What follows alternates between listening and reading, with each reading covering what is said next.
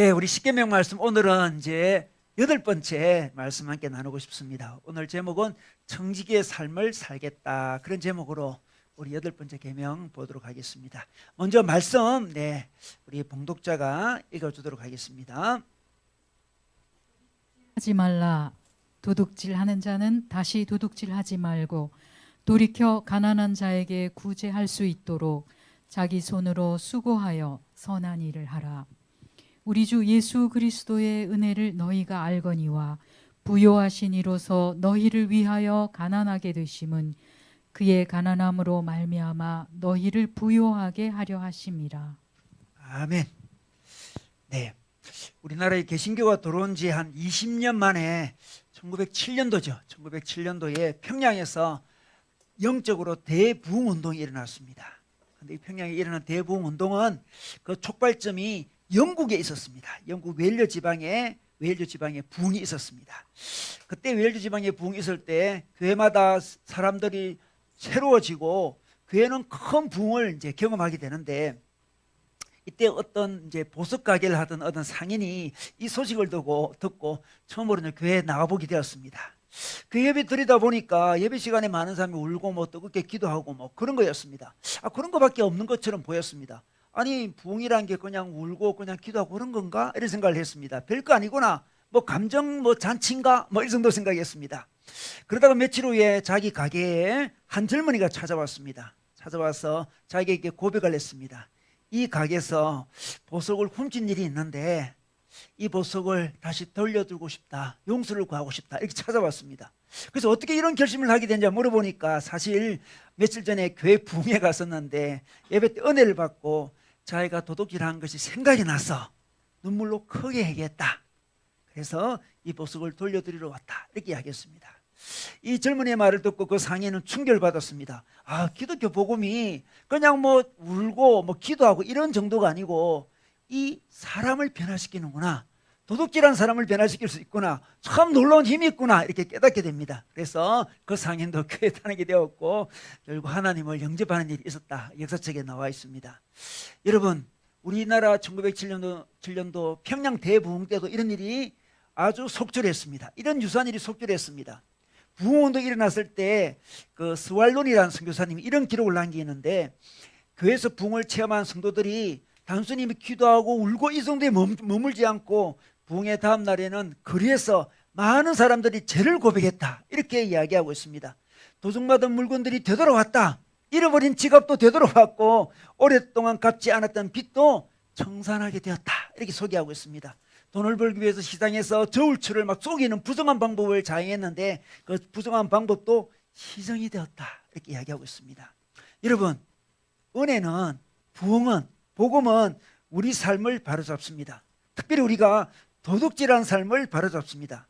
우리가 이 말씀을 들을 때 나는 실제로 도둑질한 적이 없는데, 이런 생각을 할 수 있습니다. 우리가 직접적으로 남의 것을 훔치는 사람은 그리 많지는 않죠. 그래서 우리는 뭐 회개할 것이 없다, 이렇게 생각할 수 있는데, 성경은 이 도둑질하지 말라 이 말씀을 더 깊게 적용합니다.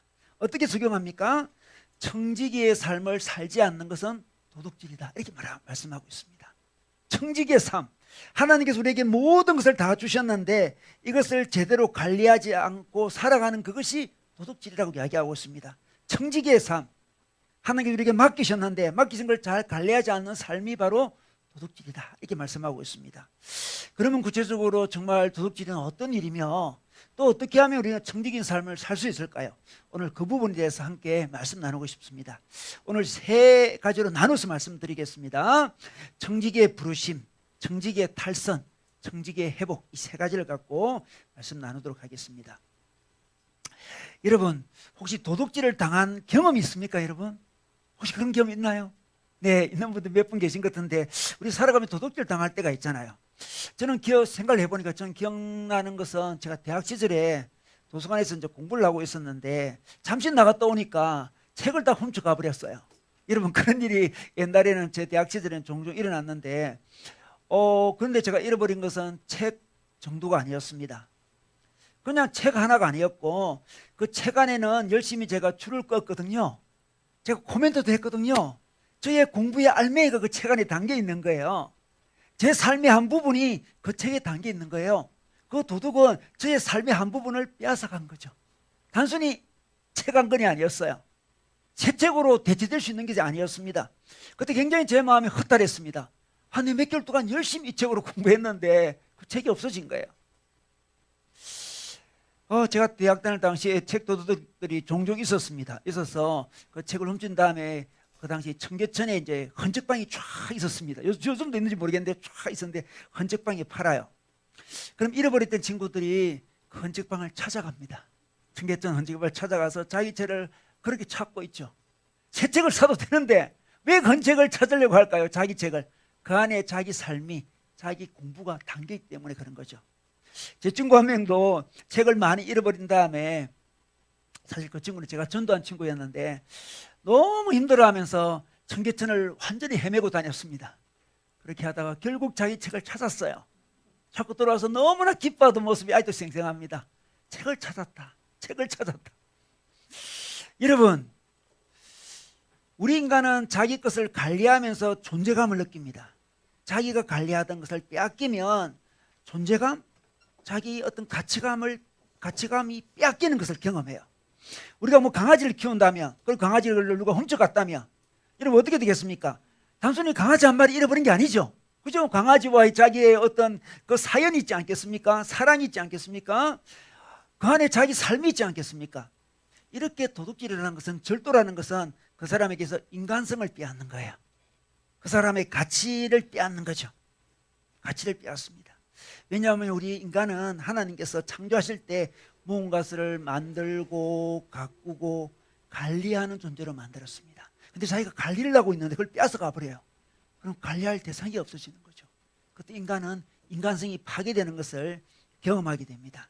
그래서 도둑질이라는 것은 존재 가치를 부분적으로 파괴하는 거예요.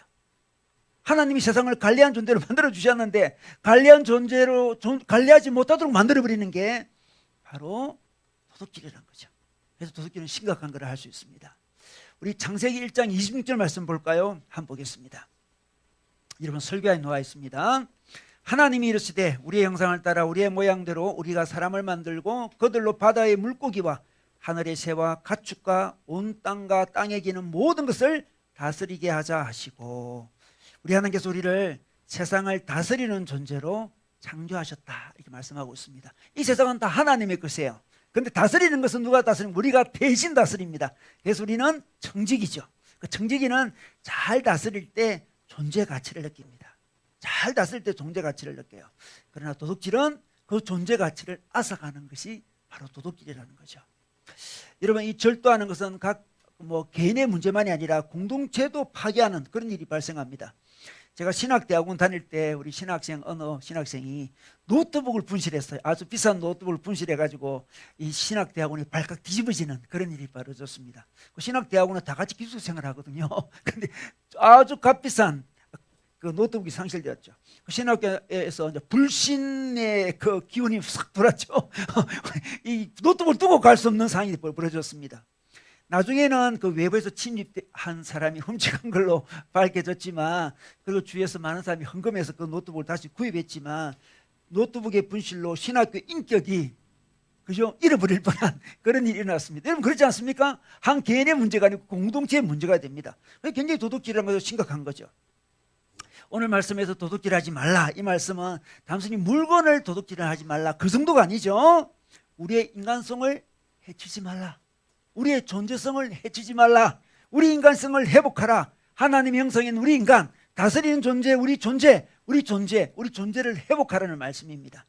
우리 삶의 청지기의 사명을 다시 회복하라는 말씀이 도둑질하지 말라 이 말씀입니다. 여러분, 구약 성경에 나타난 도둑질을 할 때의 어떤 처벌에 대한 이제 여러 가지 규정들이 쭉 나오는데요. 참 재미나는 것은 구약 성경에 나타난 그 처벌과 그 당시 이제 함부라비 법전 들어봤잖아요. 역사 시간에 함부라비 법전이 있었는데, 함부라비 법전에 도둑질할 때 처벌이 많이 달랐습니다. 어떻게 달렸나 그러면, 함부라비 법전은 이 도둑질을 하면, 절도를 하게 되면 사형을 부과했습니다. 놀랍죠? 굉장히 심각합니다. 사형을 부과해요. 그 당시 또 고대 아수르 법전도 있는데, 아수르 법전은 절도를 하면 코를 자르고 귀를 잘라요. 와, 요즘 법으로 생각하면 너무 심각하죠. 아니, 코를 자르고 자릅니다. 근데 성경은 어떻게 합니까? 성경은 소나 양을 훔치게 되면 성경에서는 5배를 갚도록 했습니다. 좀 관대하죠. 5배. 소와 양은 너무나 소중한 동물이니까 5배를 갚도록 했고, 다른 물건을 훔치면 2배를 갚게 했습니다. 그죠? 뭐 좀 관대하죠. 그죠? 뭐 2배 정도야. 또 어떤 물건은 5분의 1만 추가해서 더 갚으면 됩니다. 점점 관대해집니다. 그리고 너무 배가 고파서 먹을 것을 훔쳐서 먹으면 사해 줬습니다. 용서해 줬습니다. 여러분, 구약 성경의 처벌과 여러분 이 함부라비 법전과 고대 아수르 법전의 차이가 굉장히 많죠. 왜 그런 차이가 나겠습니까? 학자들은 그 함부라비 법전과 아수르 법전은 잃어버린 물건에 집중한다는 거죠. 물건 훔치면 안 된다, 이게 집중하는데, 구약의 하나님은 물건에 집중하지 않고 사람에 집중하는 거죠. 그렇게 하면 인간성이 망가진다. 인간성을 회복해라. 청지기성을 회복하는데 관점이 집중되어 있기 때문에 처벌을 관대하게 했다, 이렇게 말씀하고 있습니다. 여러분, 우리는 자기가 청지기로 살아가고 있는지를 살펴볼 필요가 있습니다. 오늘 말씀을 듣고 내가 누구의 물건을 훔쳤지, 이 정도가 아니고요, 내가 청지기로 살아가고 있는지를 살펴볼 필요가 있습니다. 여러분, 마태복음 25장에 보면 달란트 비어 나오죠. 5달란트 받은 사람, 2달란트 받은 사람, 1달란트 받은 사람 이야기가 나옵니다. 5달란트와 2달란트 맡은 사람은 청지기 자세로 열심히 장사를 했습니다. 청지기였습니다. 청지기. 1달란트 받은 사람은 청지기 정신이 없었어요. 어찌 보면 도둑이죠. 그죠? 성경은 청지기냐 도둑이냐 말씀하고 있습니다. 1달란트 받은 자는 도둑이었습니다. 청지기 정신이 없었습니다. 열심히 관리하지 않았습니다. 그래서 하나님의 것을 도둑질한 거죠. 여러분, 하나님 우리에게 물으십니다. 내가 너희를 청지기로 불렀다. 그 부르심에 합당하게 살아가고 있느냐 물으십니다. 그렇다면 우리가 이 청지기가 탈선하는 게 도둑인데 왜 청지기가 탈선해서 도둑이 되겠습니까? 왜 청지기 의식이 사라지겠습니까? 그것은 소유의식을 가지기 때문에 그렇습니다. 그 물건을 보고 소유의식을 가지는 순간 탈선하게 됩니다. 내 것이다, 이런 생각을 하게 되는 거죠. 여러분, 청지기의식과 소유의식은 완전히 다른 거죠. 청지기의식은 어떻습니까? 하나님의 것인데 내가 관리한다, 이게 청지기의식이고, 소유의식은 내 거다 하는 게 소유의식이겠죠. 소유의식을 가지게 되면 어떻게 됩니까? 자연스럽게 비교의식을 가지게 됩니다. 내 거니까 다른 사람과 비교하겠죠. 그죠? 그럼 맡긴 거라면 비교가 되지 않습니다. 아, 저 사람은 저걸 맡겼고 저 사람은 저걸 맡겼고 내게 이걸 맡겼구나, 크게 비교가 되지 않습니다. 근데 내 거다고 생각하는 순간부터 다른 사람이 소유한 것과 비교하게 됩니다. 비교하게 되면서 열등감도 느끼면서 어떻게 됩니까? 자기가 맡은 일에 최선을 다하지 않는 일도 벌어지게 되고 다른 사람 것까지 훔치게 되는 거죠. 청지기의 사명을 감당하지 않는 것도 훔치는 거고 다른 사람 것도 훔치는 거죠. 두 가지 절도가 일어나게 되는 이유가 소유의식을 가지기 때문에 그렇습니다. 그러므로 청지기 역할을 하지 않는 것이 도둑입니다. 소유의식을 계속 가지고 있으면 탐욕으로 발전해서 다른 사람 것까지 탐하는 일이 벌어집니다. 직접적으로 도둑질은 어떻게 일어날까요? 어떤 모습을 띌까요? 직접적으로 다른 사람 것을 도둑질할 수 있습니다. 다른 사람을 도둑질할 수 있어요. 다른 사람을 훔치거나 권리를 침해하는 경우죠. 요즘에 보이스피싱을 통해서 도둑질이 많이 일어나고 있지 않습니까? 너무 안타까워요. 저는 보이스피싱이 특별히 악한 것은 주로 대상이 할아버지 할머니들이더라고 보니까. 그죠? 할아버지 할머니들이에요. 약자를 속입니다. 자녀로 위장해서 속이는 거예요. 또 우리 부모에게 자녀는 얼마나 소중한 존재입니까? 자녀를 위장해서 속입니다. 제가 몇 주 전에 뭐 액정 깨졌습니다 하면서 뭐 그저 딸처럼 저한테 연락 왔다 했잖아요. 이런 일이 뭐 저는 뭐 절대 넘어가지 않겠지만 이런 일이 넘어가는 이야기가 며칠 전에 신문에 났더라고요. 너무 그 뉴스를 보고 너무 안타까웠어요. 딸이 엄마 액정 깨졌어. 그럼 뭐 핸드폰 사야 된다. 엄마의 링크를 보내달라. 링크를 보내면 그 안에 있는 구자를 다 뽑아낼 수 있는 모양이죠. 1억 몇천만 원을 잃어버리는 일이 벌어졌습니다. 그 뉴스를 제가 읽고 순간에 너무 가슴이 아픈 거예요. 내 이야기 내가 몇 주 전에 했는데 이게 어느 아주머니께서 어머니께서 순진한 어머니께서 당했구나. 너무 마음이 아픈 거 있죠. 그분이 보통 사람에도 1억이 큰 돈이지만 그분 인생에는 얼마나 또 큰 돈이겠어, 그죠? 얼마나 자기 삶에 중요한 거겠어요. 그걸 앗아갔습니다. 너무 가슴 아프니 제가 듣기만 해도 가슴이 아파요. 엄마의 삶의 한 부분을 빼앗아간 거죠. 이것이 바로 다른 사람에게서 도둑질을 한 것입니다. 그것만 있는 것이 아니죠. 이 부당한 상거래를 하는 것도 도둑질이죠. 구약에 보면 이 저울추를 속입니다. 저울추를 속여요. 도둑질하는 거죠. 또 포도주에다가 물을 타서 파는 행위가 등장합니다. 요즘은 뭡니까 이게 휘발유에다가 뭐 타잖아요. 비슷하게 그 당시에는 포도주에다가 물을 타는 일이 벌어졌습니다. 그것을 성경에서는 도둑질을 했습니다. 그리고 고리 대금업도 도둑질이라고 성경에서 말하고 있습니다. 과도하게 기사를 많이 받는 것 도둑질입니다. 그리고 다른 사람에게 어떤 부탁을 들었을 때에 대가를 받았음에도 불구하고 적당히 하는 것. 뭐 예를 들면 자기가 변호사인데 변호사 수임을 받고도 적당히 변호하는 것. 그런 것도 다 도둑질이라고 이야기했습니다. 그리고 놀라운 것은 다른 사람의 마음을 빼앗는 거 있잖아요. 이것도 도둑질입니다. 다른 사람 마음을 빼앗는 거. 어떤 일이 있었습니까? 구약에 다윗의 아들 압살롬이 있었습니다. 압살롬이 백성의 마음을 빼앗았습니다. 그리고 자기 아버지 다윗을 내쫓고 자기가 왕이 되려고 했죠. 다른 사람 마음을 빼앗는 거 도둑질입니다. 우리 이성간에도 그럴 때 있잖아요. 진짜 사랑도 아니면서 마음을 빼앗는 경우 있잖아요. 그것은 뭐다? 마음을 빼앗는 도둑질이라는 거죠. 도둑질입니다. 또한 정치인들이 있잖아요. 권력자들이 사람들을 선동해가지고 백성들의 마음을 도둑질할 때가 굉장히 많이 있습니다. 그래서 정치인들의 선동을 조심해야 되는데, 여러분 히틀러가 얼마나 탁월한 웅변가였습니까? 정말 웅변을 잘했습니다. 독일 국민들의 마음을 사로잡았습니다. 2차 대전을 일으켰습니다. 그래서 결과 어떻게 됐습니까? 엄청난 사람들이 죽어나가는 일이 벌어졌습니다. 여러분 2차 대전 때 독일과 소련이 이제 전쟁하지 않습니까? 그때 소련 측의 사망자가 2천만 명이었어요. 2천만 명. 2천만 말이 잘 안 되네. 2천만 제가 발음이 안 되네요. 2천만의 그 사상자가 나왔습니다. 소련. 독일은 300만 군사가 죽었습니다. 2,300만이 한 전쟁에서 죽은 거예요. 인류 역사에서 가장 많이 죽은 전쟁이래요. 한 두 나라가 전쟁에서 가장 많이 죽은 전쟁, 독일과 소련의 전쟁이었습니다. 얼마나 놀라운 이야기예요. 그렇죠? 이것이 히틀러의 백성들의 마음을 앗아간 그 절도로 말미암아 생긴 불행이었습니다. 그 독일과 소련의 그 전쟁의 여파가 지금까지 남아 있잖아요. 우크라이나와 전쟁은 지금 어떻습니까? 러시아가 우크라이나를 보고 나치다고 공격을 하고 있는 거잖아요. 지금 그때 우크라이나 일부가 그때 그 독일과 이게 연합하는 일이 벌어졌거든요. 독립을 위해서 부분적으로. 지금 그 문제를 계속 갖고 계속 공격하고 있는 거잖아요. 사실은 다른 일이에요. 다른 원인인데 불구하고 그렇게 이야기하고 있습니다. 사람들의 마음을 빼앗는 것도 얼마나 무서운 도둑질인지 모릅니다. 그리고 놀랍게는 다른 사람에게서 도둑질하는 뿐만 아니고 자기에게서도 도둑질할 수 있습니다. 자기에게도 도둑질할 수 있습니다. 어떤 도둑질이 있을까요? 자기에게 대해서 지나치게 인색한 사람이 있습니다. 자기에게 필요한 것을 자기 스스로 주지 않는 경우 있죠. 이것은 절약하는 게 아니고 인색한 거예요. 자기에게 인색한 사람들 도둑질하는 거예요. 하나님께서 자기에게 베풀려고 했는데 자기에게 안 주는 거예요. 남에게 안 주는 것도 문제지만 자기에게 베풀지 않는 사람, 인색한 사람, 그거는 자기에게 풍성한 하나님의 축복을 가로막는 도둑질이라 할 수 있습니다. 여러분 이것은 신앙이 아니고요, 도둑질입니다. 두 번째로 너무 인색한 것도 문제지만 낭비하는 것, 자기 재산을 어리석게 낭비하는 것도 도둑질이죠. 탕자처럼 낭비하는 것 도둑질이에요. 도둑질입니다. 그리고 게으른 것도 도둑질입니다. 게으른 것은 시간을 도둑질하는 거죠.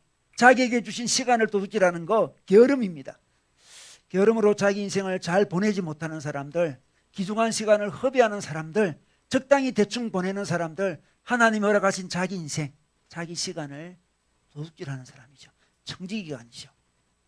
그리고 도박하는 사람들, 이 도박성 있는 투기를 하는 사람들 도둑질하는 거예요. 과도한 이익을 기대하면서 투기하는 것들 도둑질을 할 수 있습니다. 여러분 도박은 명백한 도둑질이죠. 도박은 다른 사람 것을 도둑질하고 자기 것도 도둑질하는 거예요. 도박에서 어떻습니까? 이게 따게 되면 벌게 되면 다른 사람 걸 도둑질하는 것이고 잃게 되면 자기 것을 도둑질합니다. 제가 어린 시절에 이 중학교 시절에 이 조그만 도박들을 많이 해봤어요. 우리 동전으로 도박을 많이 해봤는데 도박의 세계는 2등은 기억하지 않습니다. 놀라운 세계죠. 저는 우리 동에서 늘 2등을 했어요.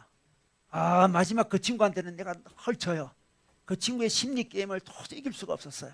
내가 많은 걸 가지고 있음에도 불구하고 희한하게 그 친구 앞에 서면 왜 그리 작아지는지 그 친구의 그 게임에 넘어가서 결국 다 잃게 되는 걸 제가 여러 번 경험했는데, 도박은 그때 저의 소중한 시간도 잃어버리게 되었고 마음도 많이 다치게 됐어요. 도박하면서.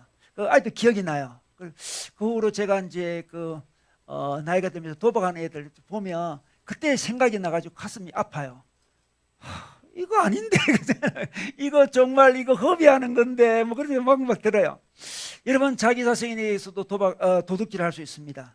너무 인색하고 너무 낭비하고 너무 게으르고 도박하는 것들, 하나님이 주신 자기의 너무나 소중한 인생 도둑질하는 거예요. 도둑질하지 말라고 하고 있습니다. 더 나아가서 하나님께 도둑질을 할 수 있습니다. 하나님은 사실 우리에게 모든 걸 다 맡겼잖아요. 어떤 사람은 자기가 가진 게 자기 거라고 생각할 수 있는데 여러분, 오해입니다. 오해. 어떤 사람이 탁월한 기술이 있어가지고 돈을 잘 번다고 생각해 봅시다. 내가 이 기술 때문에 돈을 잘 번다 생각할 수 있지만, 여러분, 그 기술은 어디에서 왔습니까? 그 기술은 어떻게 습득했습니까? 학교에 다니면서 습득했습니까? 학교를 누가 보내줬습니까? 학교를 부모님이 보내주신 거죠. 그 부모님은 또 하나님이 주셨습니다. 그 기술을 가르쳐준 선생님이 계십니다. 그리고 그 기술을 배울 수 있으려면 지적 능력이 있어야 되는데, 지적 능력 누가 주셨습니까? 스스로 지적 능력을 만들었습니까? 타고난 거예요. 육체적인 능력, 여러분, 육체적인 능력 스스로 만들었습니까? 아니죠. 이분이 다 받은 거예요. 하나님으로부터, 부모를 통해서 받은 거죠. 능력도 건강도 다 받은 것입니다. 그리고 결정적으로 우리 생명도 스스로 만든 게 아니죠. 생명도 우리 하는 게 받은 거예요. 우리가 살다 보면 정말 중요한 것들은 다 받은 거예요, 여러분. 그렇지 않습니까? 진짜 중요한 거 받은 거예요. 그죠? 거의 다 받은 겁니다, 여러분. 하나님의 거죠.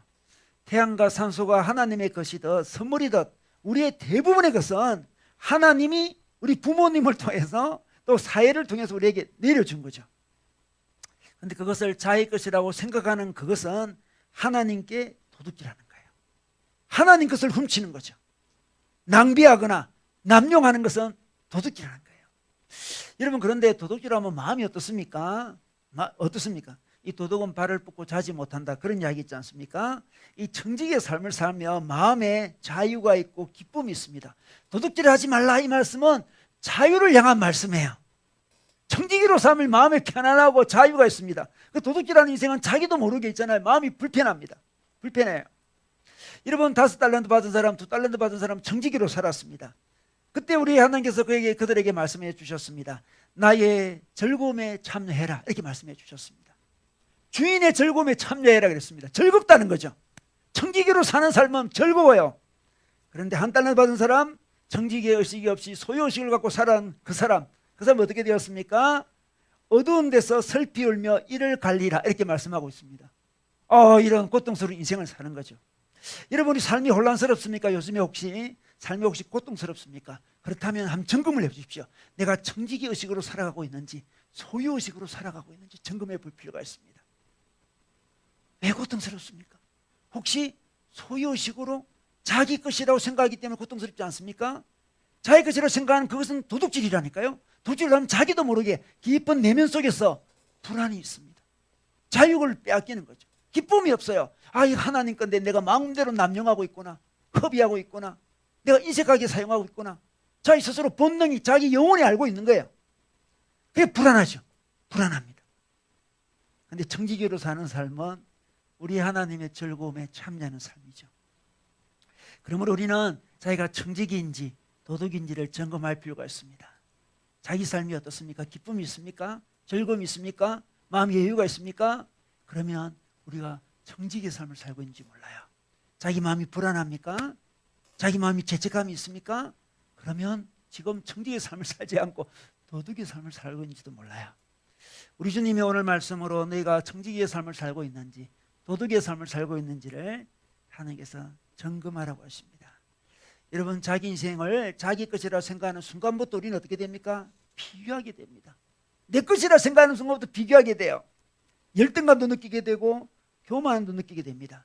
자기 것이라고 생각하는 순간부터 어떻습니까? 게을러지기도 하고 일 중독에 빠지기도 합니다. 그런데 청지기 의식을 가지는 순간 우리 마음에는 큰 평화가 오는 거죠. 여러분, 어떤 사람은 자기가 소유의식 가지고 있어도 자기 생활 관리 잘한다, 이렇게 이야기하는 사람이 있습니다. 물론 도둑 중에서도 성실한 도둑이 있어요. 도둑질하는 것을 잘 관리하고 있잖아요. 저축 잘하고 있잖아요. 이게 뭐 허튼 데 잘 안 쓰고 그런 도둑이 있을 수 있습니다. 아주 아침 일찍 일어나고 저녁 늦게 사는 그런 성실한 도둑이 있을 수 있습니다. 그렇지 않습니까, 여러분? 검소한 도둑도 있어요. 검소한 도둑, 그죠? 그죠? 지금 정체성이 중요한 거예요. 정체성이. 아무리 검소해도, 아무리 성실해도 도둑이냐 청직이냐 하나님께서 우리에게 물어보십니다. 우리 하나님은 우리에게 청직임을 기억나게 하기 위해서 우리 삶에 우리 힘으로 되지 않는 수많은 일들이 일어나게 하십니다. 여러분 삶에서 한계들 많이 경험하죠. 내 인생은 내 것이다 생각 열심히 추구하고 나아가는데 자꾸만 한계 부딪히잖아요. 왜 그런 일이 일어날까요? 하나님께서 우리에게 너는 주인이 아니다. 너는 청직이라는 걸 알려주기 위해서 네 힘으로 다 되지 않는다. 많은 일들은 내가 결정해 줘야 된다. 내가 허락해 줘야 된다. 그래서 알려주려고 우리 삶에 자기가 열심히 했음에도 불구하고 어떤 한계에 부딪히고 방해물이 생기고 힘들어하는 일이 막 일어날 때마다 하나님 왜 내 인생이 힘들다 이렇게 이야기하기보다도 하나님 내가 요즘에 청지기로 살고 있습니까? 도둑으로 살고 있습니까? 내가 내 인생이 내 것인 것처럼 살고 있습니까? 점검할 필요가 있습니다. 하나님은 말씀을 통해서도 점검하시고요. 삶을 통해서도 점검하십니다. 삶의 방해물이 많이 생길 때마다 한계가 많이 생길 때마다 내가 원하는 삶이 빨리빨리 이루어지지 않을 때마다 우리는 원망하지 말고 자신을 돌아봐야 돼요. 왜 내게 이런 걸림돌들이 생기지? 왜 내게 이런 걸림돌들이 생기지? 혹시 내가 청직의 삶을 살지 않아서 그런 게 아닌가? 자기를 점검해보고 돌릴 수 있다면 자기를 다시 한번 자유의 길로 이끄는 하나님의 손을 붙잡는 길이라 생각합니다.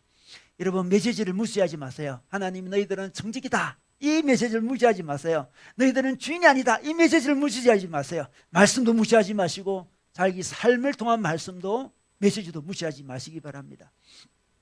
자, 그렇다면 우리가 청지기로 지금 살아가지 못한다고 할 수 있습니다. 하나님 아무리 봐도 제가 청지기의 삶을 잘 살지 못하는 것 같습니다. 이렇게 생각한다면 그럼 어떻게 하면 우리가 청지기로 변화될 수 있을까요? 청지기의 삶을 어떻게 하면 살 수 있을까요? 하나님 청지기의 삶 살고 싶은데 잘 안 살아집니다. 어떻게 하면 좋을까요? 이렇게 이야기할 수 있습니다. 그래서 예수님이 이 땅에 오셨습니다. 이것이 복음이에요. 복음입니다. 복음이 오셔서 우리 마음을 바꿔서 청지기의 삶을 살게 합니다. 청지기의 삶은 우리의 의지로 청지기로 살아야 되니까 당위로 살 수 있는 게 아니에요. 복음은 우리의 마음을, 우리의 중심을 바꾸는 거예요. 이런 복음을 잘 이해해야 됩니다. 복음은 우리에게 목표만 던져주는 게 아니에요. 이렇게 살아라 목표만 던져주는 게 아니죠. 그렇게 살 수 있도록 힘을 주는 게 복음이에요. 어떻게 힘을 얻을 수 있습니까? 그래서 예수님이 오셨습니다. 여러분 고린도서 8장 9절 말씀 다시 한번 볼까요? 자, 우리 고린도서 8장 9절 말씀 제가 한번 다시 읽겠습니다. 우리 주 예수 그리스도의 은혜를 너희가 알거니와 부요하신 이로써 너희를 위하여 가난하게 되시면 그의 가난함으로 말미암아 너희를 부요하게 하려 하심이라 이렇게 말씀하고 있습니다. 예수님은 원래 부유한 분이셨습니다. 예수님은 온 우주를 다 가진 분이십니다. 신입니다. 신. 그런데 그분이 가난하게 되셨어요. 어떻게 가난하게 되셨습니까? 십자가에서 목숨까지도 내어주셨습니다. 십자가에서 제일 가난한 자가 된 거예요. 아무것도 없는 자가 됐습니다. 왜? 그의 가난함으로 우리를 부유하게 하게 하려고, 우리를 부유한 자가 되게 하려고 하나님이 가난해지셨다는 거죠. 우리 예수님이 십자가에 돌아가셨습니다. 십자가에 못 박히셨습니다. 십자가에 피를 흘렸습니다. 그의 모든 것을 다 내려놓으셨습니다. 가장 가난한 자가 되었습니다. 그래서 그는 온전한 청지기가 되었죠. 하나님이 시키신 그 일을 하게 된 거예요. 가장 가난하게 되셔서 우리를 가장 부유한 자로 만들어 주셨습니다. 여러분 오늘 이 말씀을 믿으십니까? 너희를 부유하게 하려 하심이라. 정말 이 말씀 믿으십니까? 정말 믿는다면 우리는 부유한 자예요. 여러분 자기 가난하다 생각합니까? 아닙니다. 우리는 정말 부유한 자예요. 성경에서 말씀하고 있죠. 우리는 너무 부유한 자예요. 우리는 뭐 경제적으로 가난할 수 있겠어요. 그죠? 뭐 신체적으로 가난할 수도 있습니다. 그러나 존재적으로 우리는 부유한 자예요. 우리는 부유한 자로 부름을 받았습니다. 우리는 너무 부유한 자예요. 많은 걸 가지고 어쩌면 다 가졌어요. 하나님을 가졌잖아요. 그죠? 하나님 우리 아버지예요. 지금 모든 것을 다 가졌습니다. 우리가 비록 경제적으로 힘들고 시간적으로 좀 바쁘고 시간도 없고 육체적으로 힘들다 할 수 있지만 그럼에도 우리는 존재적으로 너무 부유한 자입니다. 부유한 자예요. 부유한 자. 여러분, 존재적으로 부유해야만 우리는 청지기의 삶을 살 수 있습니다. 나누는 삶을 살 수 있어요. 자기가 부유하지 않는데 어떻게 나누는 삶을 살 수 있을까요? 근데 우리는 지금 부유한 자예요. 여유가 생겼습니다. 놀랍죠? 여러분, 기독교는 당위가 아닙니다. 당위를 강조하는 여러 가르침들이 우리를 부담스럽게 합니다. 기독교는 이렇게 살아야 된다 이런 거 있잖아요, 그죠? 우리를 얼마나 부담스럽게 하는지 몰라요, 그 말씀이. 그죠? 이렇게 살아야 된다. 그 어떤 가르침들, 우리에게 당위를 계속 주장하는 그 말은 우리에게 부담이 되기도 하고 한편으로 우리를 교만하게 하기도 합니다. 그렇잖아요, 그죠? 그 말씀 듣고 야 이렇게 살아야 된다 이렇게 이상한 사람 보면 일단 한편으로 부담스럽고 그 사람에게 어떤 교만을 막 느끼게 돼요. 우리는 부담도 느낄 필요도 없고 교만할 필요도 없습니다. 당위로 사는 거 아닙니다. 예수님이 십자가에서 우리를 부유한 자로 만들어 주셨습니다. 복음을 받아들여서 우리 마음속부터 부유해져서 우리가 기독교인 삶을 저절로 살게 되는 거지. 그죠? 이렇게 살아야 되는데 마음도 부유하지 않는데 마음은 너무 가난한데 기독교는 이렇게 살아야 되는데 그럼 힘겹게 살 거잖아요. 나도 힘들고 어렵고 괴롭지만 그렇게 살아야 되는데 얼마나 안타까워요. 진정한 복음은 청지기로 살 수 있는 힘을 주시는 거예요. 자기 삶을 바라보면서 나는 청지기로 살고 싶던데 청지기로 잘 못 사는 것 같아요. 내가 좀 더 베풀고 싶은데 잘 못 베푸는 것 같아요. 관리 잘 못하는 것 같아요. 이렇게 반응하기보다 어떻게 반응하게 됩니까? 내가 요즘에 은혜가 좀 떨어진 모양이다. 내가 십자가를 좀 잃어버리고 살고 있던 모양이다. 이렇게 반응해야 돼요. 우리가 청지기로 살지 못하는 것은 우리가 무슨 능력과 당위를 몰라서 그렇게 하는 게 아니고 은혜가 부족했어. 마음속에 나를 부유케 하기 위해서 십자가에 돌아가신 그 은혜, 그 사랑에 대한 감격이 요즘에 내가 좀 부족하구나. 내가 하나님의 은혜를 요즘 좀 까먹고 있었네. 다시 은혜 앞에 나가면 되겠네. 이래서 우리는 소망이 생기는 거예요. 복음은 우리에게 소망을 줍니다. 복음은 부담을 주는 게 아니라 소망을 주는 거죠. 나도 은혜만 받기만 하면, 하나님 앞에 다시 십자가 앞에 나가기만 하면 하나님께서 부유하게 해주셨던 그 놀라운 사실이 믿어지게 될 것이고 그 부유함으로 내가 능히 이 땅에서도 나눈 삶을 살 수 있겠네. 그런 마음이 듭니다. 여러분, 우리는 기독교를 오해하지 말아야 됩니다. 기독교는 구제하는 삶을 살아야 되는데 나는 잘 그러지 못해. 내 인격이 이것밖에 되지 않아. 이렇게 안타까워하지 마십시오. 우리 나눔할 때 그러잖아요, 그죠? 나는 잘 나누지 못해요. 제 인격이 이거밖에 안 돼요. 제 신앙이 이거밖에 안 돼요. 이렇게 반응하지 마세요. 기독교는 그런 신앙이 아니에요. 우리의 복음, 우리 인격을 청량하는 복음이 아닙니다. 당신 인격이 얼마 됐는지 청량하고 있잖아요. 그죠? 마음이 얼마나 넓은지 청량하고 그런 게 아니죠. 내가 요즘에 은혜가 딸려서 그렇구나. 그렇게 반응해야 돼요. 내가 청지기의 삶을 살지 못하고 도둑처럼 살고 있다면, 열심히 자기 손으로 수고하지 아니하고 구제하지 않고 있다면 내가 요즘 은혜가 좀 딸려서 그렇구나. 자기를 안아주세요. 나도 할 수 있는데, 은혜만 있으면 할 수 있는데 요즘 은혜가 좀 딸려서 그렇구나. 안 그러면 내 상황이 좀 그래서 못하는 상황이구나. 이렇게 자기를 받아줘야 돼요. 그리고 더 나가서 자기가 청지기로 살려면 청지기의 고백을 해야 돼요. 고백. 청지기의 고백이 필요합니다. 이 고백이 바로 헌금이 고백입니다, 여러분.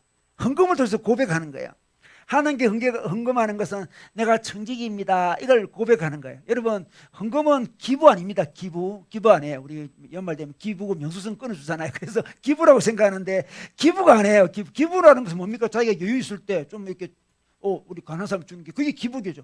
교회는 기부하는 게 아닙니다. 교회는 기부받을 일도 없고요. 하나님이 기부받을 그런 분도 아니십니다. 신앙 고백이죠. 헌금은 신앙 고백. 근데 구약시대는 11조를 갖고 신앙 고백하지 않습니까? 요즘 11조가 요즘은 신학시대는 법은 아닙니다. 그냥 좋은 전통일 뿐이에요. 이렇게 헌금을 통해서 기부를 하는 게 아니고 어떻습니까? 신앙 고백을 합니다. 어떤 사람은 좋은 NGO 단체에 기부하는 게 자기가 하는 일이다 이렇게 이야기하는 사람이 있습니다. NGO 단체에 하는 것은 기부죠. 기부. 그건 헌금 아닙니다. 여러분 NGO 단체에 기부하면서 청지기임을 고백합니다. 이런 사람 있습니까? 그죠? 하나님의 주권을 고백합니다 하면서 NGO에 기부 그러지 않습니다. 그건 기부죠. 기부. 기부와 헌금은 다른 것입니다. 헌금은 신앙 고백입니다. 내 모든 것은 다 주님의 것이지만 이 부분을 드리는 것은 그 모든 것이 주님의 것이라는 것을 제가 고백하려고 이 헌금을 드립니다. 나머지도 주의 뜻대로 사용하겠습니다. 이게 신앙 고백이고 헌금 아니겠습니까? 여러분, 교회가 부족한 부분이 많다 할지라도 NGO가 교회는 아니에요. 그죠? NGO에서 이렇게 활동하고 NGO에 기부하는 것으로 교회 생활을 대체하려는 그런 분들이 있는데 NGO 안에서 예배를 드리는 건 아니잖아요.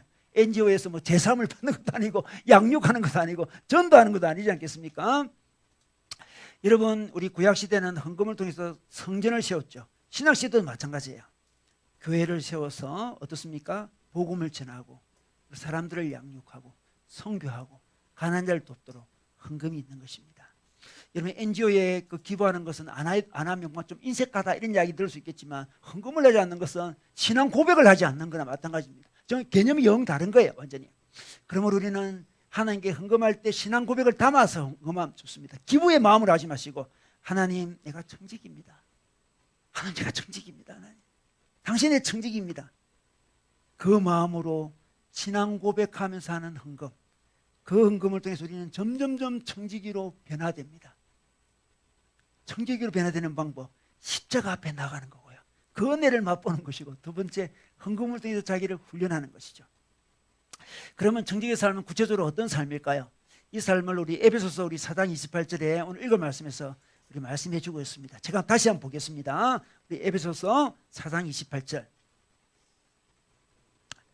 도둑질하는 자는 다시 도둑질을 하지 말고 돌이켜 가난한 자에게 구제할 수 있도록 자기 손으로 수고하여 선한 일을 하라, 이렇게 말씀하고 있습니다.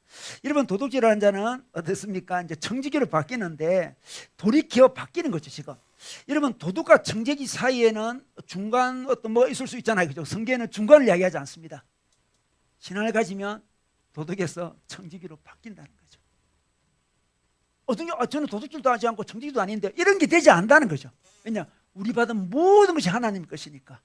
중간 단계 없습니다. 이런 중간 단계 없어요. 중간 단계 없습니다.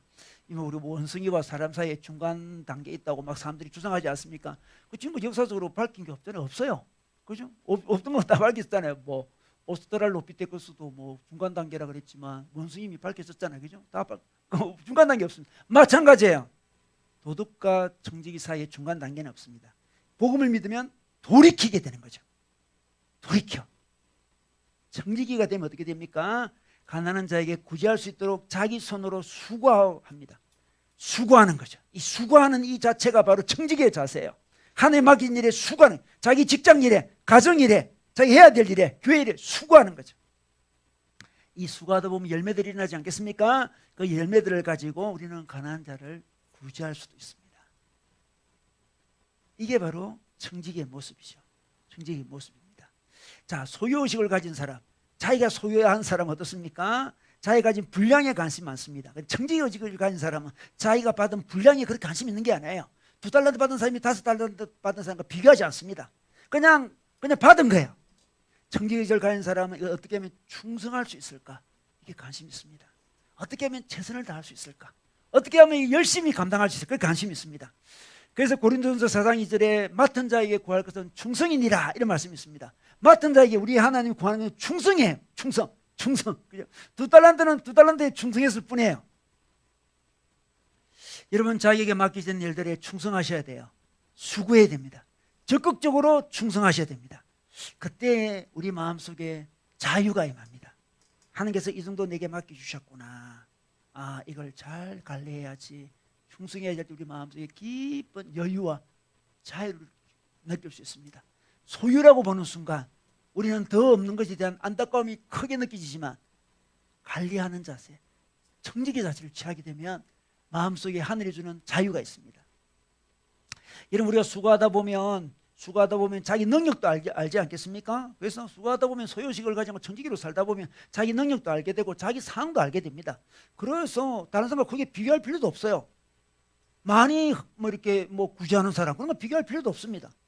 자기 상황에 맞게, 내 능력에 맞게 내가 이렇게 할 수 있구나, 이렇게 먼저 자기를 보는 거죠. 그것도 굉장히 자유가 있습니다. 무조건 많이 해라, 그런 것도 없습니다. 여러분, 선천적으로 기질적으로 잘 베푸는 사람들이 있어요.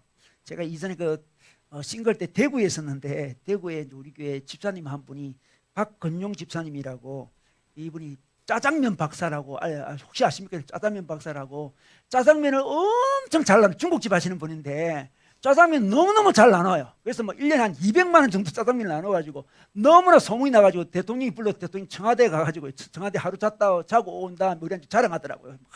제가 청와대에 자고 왔다고 하고 김수상 대통령이 자기를 뭐 초대해가지고 어떻게 했다고 막 뭐 전국을 다니면서 이분 간장에 지을 건데 안타깝게 돌아가셨는데 우리 박건영 집사님 저도 개인적으로 알죠. 그 집에서 제가 중국집에서 짜장면도 많이 먹었어요. 많이 먹었는데 이분이 있잖아요. 얼마나 짜장면 잘 나눠주는지 완전히 뭐 대구에서 완전 소문난 분이에요.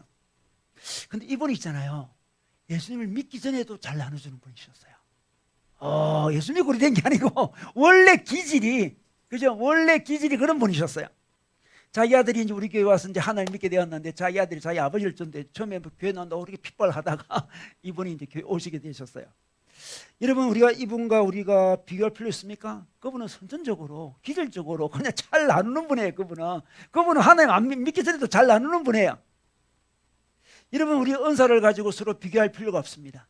자기 수준에 맞게 우리는 구제하면 되고요. 자기 수준에 맞게 헌금하면 되는 거예요.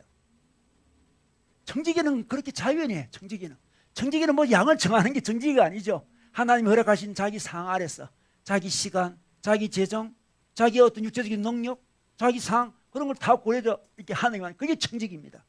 우리 박건영 집사님과 비교할 필요가 없어요.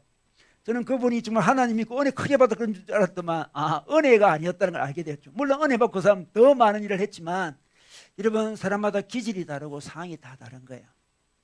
그렇지만 자기 상황에서 자기 허락한 그 안에서 우리는 하나님께 청지기로 살아야 됩니다. 그때 우리 마음속에 깊은 자유가 있습니다. 여러분 도둑질하지 말라는 10번째 이 계명은 우리에게 속박하려고 남의 물건 손대지 말라 이게 꾸짖으려고 하는 말씀이 아니고 우리에게 자유를 위한 계명입니다. 청지기로 살아가라는 계명입니다. 세상을 다스릴 때 세상을 관리할 때 우리는 가치를 느끼는 존재잖아요. 다른 사람에게도 그 가치를 느끼도록 도와주고 자기도 그 가치를 누리도록 하신 말씀이죠. 때때로 우리는 자기도 모르게 소유의식에 사로잡힐 때가 있죠. 내 것이다 이렇게 사로잡힐 때 있습니다. 그때 얼마나 비교되는지 몰라요. 다른 사람과 얼마나 비교가 많이 되는지 몰라요. 소유의식에 사로잡히면 비교의식에 사로잡히게 되고 열등의식에 사로잡히게 되면서 우리 삶은 굉장히 고통스럽게 됩니다. 그런데 주님께서 도둑질하지 말라 그랬습니다. 청지기로서의 삶을 살라 그럽니다. 그러면 청지기는 주신 달란트에 만족하고 감격합니다.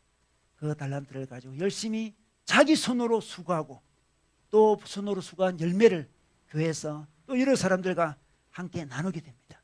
여러분 우리가 도덕에서 청지기로 바뀌면 좋겠습니다. 십자가 앞에 나아가면 바뀔 수 있습니다. 십자가의 은혜를 우리가 맛보면 바뀔 수 있습니다. 그리고 헌금으로 주님 앞에 고백하면 할수록 우리는 바뀔 수 있습니다. 여러분 청지기로 자신도 구원하고 우리 이웃도 구원하시기를 교회도 세워나가시기를 우리 주님의 이름으로 축원합니다.